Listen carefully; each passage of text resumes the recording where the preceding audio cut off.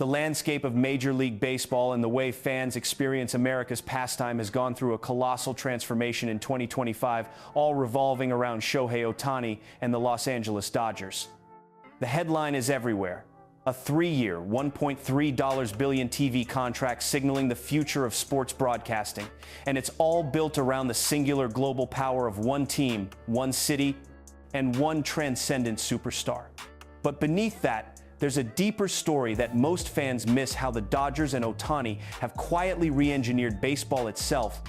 From the money that moves the game to the drama rippling through every league office and living room in Japan, Los Angeles, and beyond. Just months ago, fans were stunned when Netflix entered the bidding war for MLB. Baseball, which thrived for generations on network and cable TV deals, was suddenly throwing a massive chunk of the schedule onto the world's biggest streaming platform. ESPN, for years the primary national home for MLB, saw its role shrink dramatically. NBA and NFL business had been eating into baseball's airtime. But the real kicker was how the Dodgers and Shohei Ohtani's appeal transformed the equation. Insiders say Netflix's execs saw market research showing Ohtani's Japanese audience could eclipse any American baseball audience for a single team, and NBC, eager to reclaim its voice in sports, doubled down on the bet that Los Angeles would deliver eyeballs, headlines, and international sponsorship dollars. It's not just about the networks, though it's about the math and the strategy behind Ohtani's contract. Shohei, often called baseball's unicorn, isn't just a phenom. He's an economic engine. His move to LA wasn't merely an athletic signing, it was a financial system reset. The famous $700 million contract wasn't structured like any deal before it.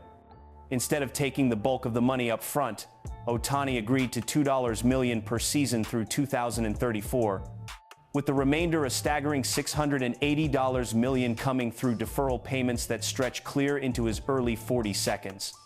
This kind of arrangement isn't just creative, it's revolutionary, freeing the Dodgers from salary cap headaches and giving them the space to pursue other high-priced acquisitions, invest in their player development pipeline, and keep their core championship roster together well past the window most big teams enjoy. What most fans didn't hear was that Ohtani himself proposed the deferral model, trusting the Dodgers front office and betting on himself to stay healthy, marketable, and effective over the long haul. The result is that the Dodgers can afford annual payroll flexibility unheard of even by Yankees or Red Sox standards. Critics have been vocal. Some say this just widens the financial gulf between the biggest team brands and smaller market clubs. But in Los Angeles, the strategy paid off instantly. Reports surfaced only months after signing that the organization had recouped the entire $700 million outlay through a combination of surging merchandise sales. Ohtani jerseys outsold every other MLB player by a titanic ticket demand, especially from Japanese tourists, and a record-setting boom in sponsorship dollars, most notably from Japan's biggest conglomerates like SoftBank and Rakuten. But the Dodgers and Ohtani didn't just rack up profits. They shifted the way executives across MLB now do business. The deferred contract style is catching on, with other agents for global stars pushing owners to rethink payroll structure, less risk for teams up front, but huge reward for talent willing to bet on themselves over decades. The result? Teams with the right market, cultural cachet, and business smarts can practically buy a dynasty. In LA, the Dodgers front office doubled down, chasing multiple international stars, inking Yasir Yamamoto and Roki Sasaki, and leveraging Ohtani's global celebrity to extend their reach deep into Asia.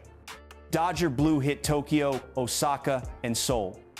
And while the Bronx and Boston complained about unfair new playing fields, LA simply built an empire. Meanwhile, Netflix's gamble was paying off. The company, on the heels of its live sports push, began airing premium Dodgers games to a global subscriber base, capturing not just American diehards but also a swelling, passionate baseball audience in Japan, South Korea, and even Latin America regions where the Dodgers, through Ohtani's stardom and close partnerships, pushed local streaming signups through the roof. NBC, revived for baseball's digital era, partnered with the team in MLB to deploy bonus coverage, behind-the-scenes content, special documentary features spotlighting Ohtani's journey, and analysis that merged American and Japanese broadcast styles into a trans-Pacific media experiment. But there were problems and plenty of anger too. ESPN's diminished role didn't sit well with longtime fans. Leaks reported simmering tension during negotiations, with accusations that MLB's streaming-first plan favored big names in big cities, particularly Ohtani's Dodgers over America's heartland teams. In Reddit threads and on sports radio, fans wondered if a Netflix deal meant more paywalls, more logins, more confusion, and less access for small-market games. Blackout rules, the perennial thorn for viewers, didn't disappear but simply changed many markets outside LA, New York, and Chicago found themselves locked out of certain games unless they paid for multiple services. MLB trumpeted progress, but the reality for some fans was greater expense and more frustration. The Dodgers, meanwhile, enjoyed an unprecedented surge in international viewership. In Japan, Ohtani was a sensation.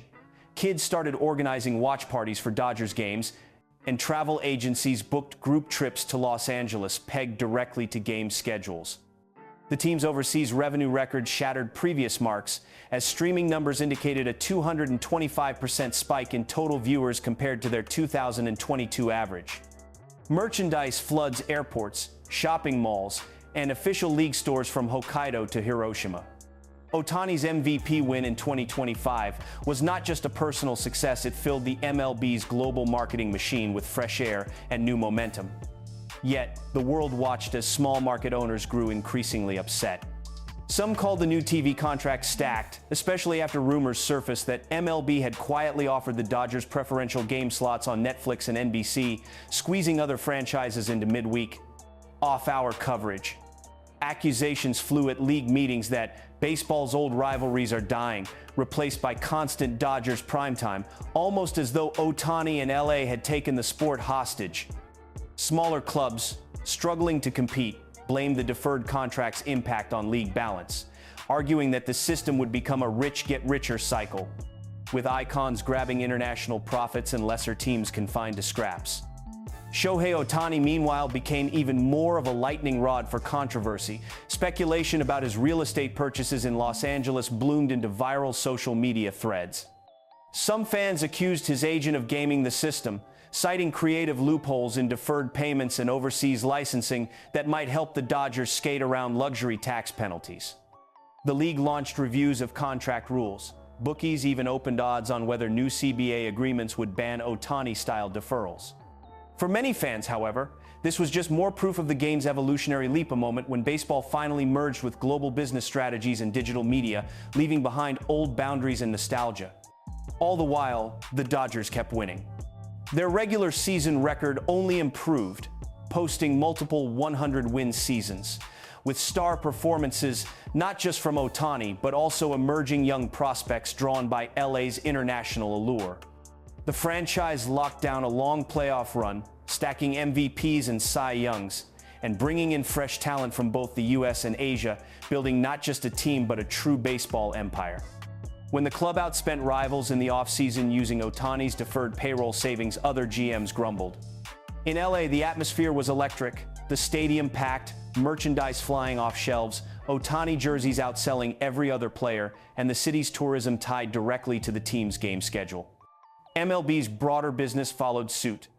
Revenue from sponsorships crossed the $2 billion mark, bolstered by international partners and the league's new willingness to embrace non-traditional advertising and cross-platform web content. With Dodgers and Ohtani at the center, MLB hosted showcase games in Japan and South Korea, featuring LA's all-star roster as global ambassadors. Across the Pacific, sports talk shows debated how Ohtani's success in LA was reshaping Japanese baseball both as inspiration and as a model for new contract negotiations abroad. Amid all the celebrations, the sport was wrestling with tech's impact, new market dynamics, and questions about the true cost of global ambition. Streaming numbers told one story, but league gate receipts in smaller cities fell off a cliff.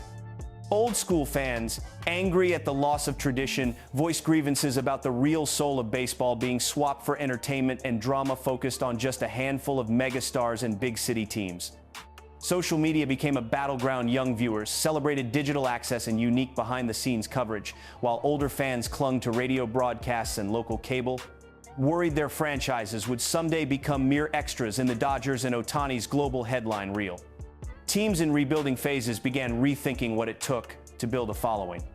Instead of prioritizing homegrown talent, some started courting international players, hoping for a mini Ohtani effect, while others pursued big brand sponsors, social media influencers, and new media partnerships to stay afloat. The league itself dug into deeper discussions about balancing revenue sharing, competitive integrity, and market diversity, all while headlines focused again and again on Shohei Ohtani's latest performance, the next Dodgers signing, and the runaway profits generated in Los Angeles. MLB's future feels uncertain but supercharged.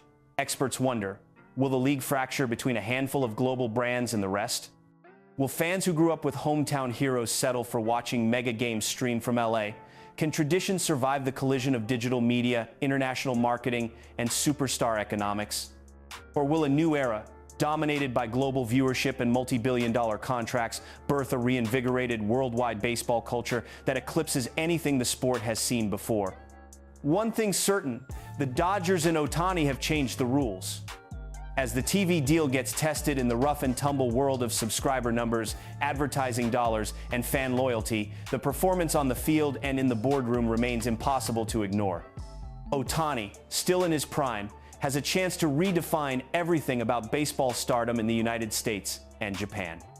The deferred contract system, now the subject of league intrigue and agent envy, may become the new normal for international superstars aiming to build both a dynasty and a legacy. Yet, pressure builds. If Netflix's bet fails, if fans refuse more paywalls, if smaller teams collapse, will MLB step in to restore balance?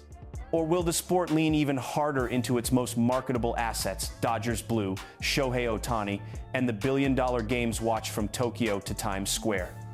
The next chapter of baseball history stands on a knife's edge, shaped by contracts, contests, and a world audience that's growing by the hour.